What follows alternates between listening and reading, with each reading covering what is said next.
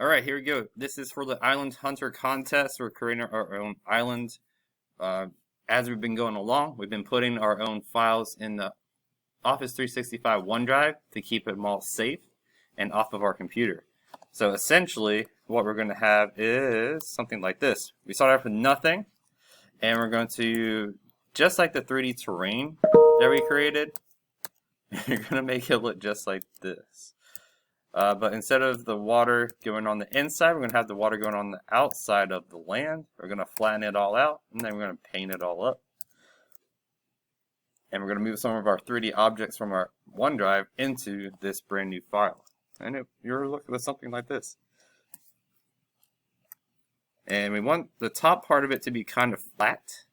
You can have different levels of on your island. Like maybe if you want a lower part down here, a higher part, or whatever, or a different shape, that's totally up to you. But the reason why we can't go with the sample 3D terrain that we made before is if we were to flip it over, like right here, and we want to make an island instead. So if we were just going to flip it over, this part would not be flat. Alright, so when we put our 3D objects like our advanced house or the wind turbine, it will not sit flat on top of the land. So that's why we have to create our own land in SketchUp. So what would that look like? I'm going to go through it super quick.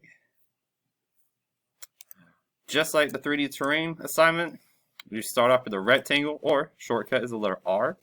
Click it to start, drag it out, and type 100 apostrophe comma 100 apostrophe enter. Use the line tool to go up 5 feet, 5 apostrophe enter. And then the from scratch tool is from your sandbox tools right here. From scratch, I want to change the grid spacing to 5 feet, so 5 apostrophe enter. You click on this endpoint, go over 100 apostrophe enter, and then go this way 100 apostrophe enter. Delete the guideline right here that we created. You're going to paint this bottom layer, so paint bucket or the letter B. Go to water, and you want the split water, right? This one right here, the water pool light one. There we go. Select tool, get rid of this, and I can click on this part right here, which is all one giant piece right now, and you can break it up. So I'm gonna right click it and explode. And again, I'm going for an island this time, so I need a flat part with some water going around it. Unlike the other one where we had water in the middle and the land going around it.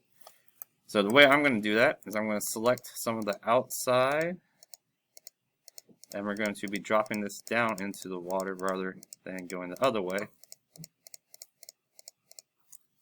So to do that, I now click the smooth tool, and to select more than one thing at a time, you hold the shift key. So smooth, you can tell the radius is a little too big. I need to drop that down to maybe like 20 feet. And I need to go back and actually deselect the water. Somehow that got selected. So now let's try that again. Smooth it out. The radius, you can see all the little yellow dots. That means like where I selected it, it's going to smooth around in a 30-foot radius. That's a lot. That's only going to leave that tiny little centerpiece flat. So if I make it smaller radius, so maybe like 10 apostrophe enter, you see some of the yellow dots disappear. Okay, so you can mess with the radius. So let's show you what that looks like. So 10 foot looks like that, which is pretty decent. That gives us a whole flat piece right here. But if I was going to put it back to like 25 apostrophe, let's see what that does.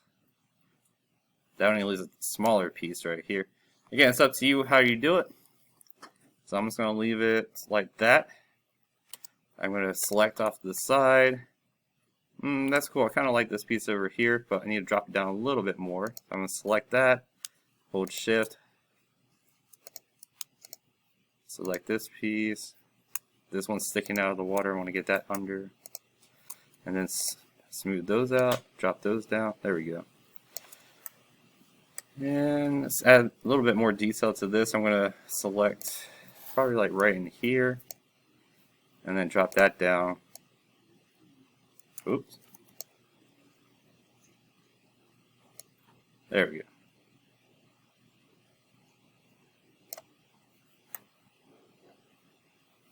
I want it a little bit more flat up here, so I'm going to change the radius of the smooth tool, maybe like 10 apostrophe entered. There we go. That's much better. Cool. Alright, so I'm going to flatten all this out. It's looking pretty good. There we go. So I'm going to triple click, right click, soften smooth edges. I want to check both of these little boxes. And then I'm going to drag this little toggle all the way to the right. Now it is nice and flat and smoothed out. I can change the textures. Maybe try landscaping. That seems to be a good one. And let's see, what kind of island is this? It's going to be sandy or gravelly.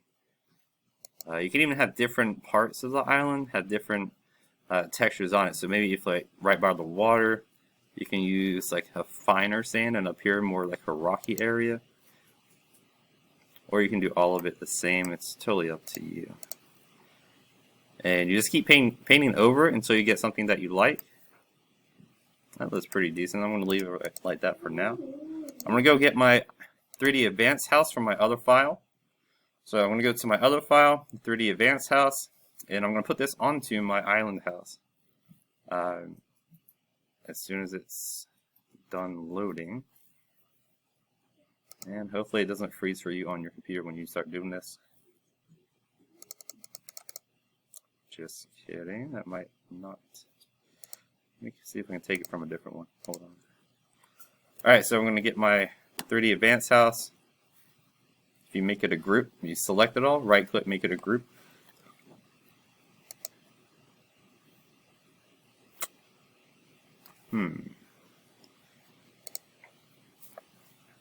Alright, again, if it's just going to glitch like this and start freezing, just be patient with it, let it load and do its thing. Don't just close out of everything, because you might lose something that you've been working on for a while. And this is a good part to tell you, to make sure you save it to your OneDrive so that things like this don't happen as much. And save as you go. Alright, don't just do 30 minutes worth of work and then save it after that, because something like this might happen to you. Where did it go? Alright, well,